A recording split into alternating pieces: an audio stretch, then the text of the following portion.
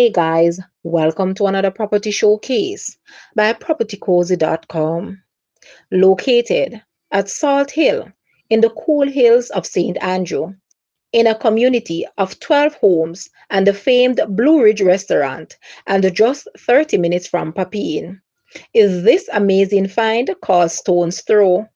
This amazing luxury cottage in the hills boasts 4 bedrooms, 4 bathrooms, and staff quarters.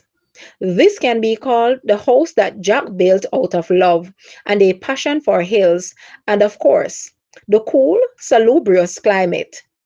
Decorated by one of Jamaica's finest, who paid special attention to every piece of furniture in every livable space.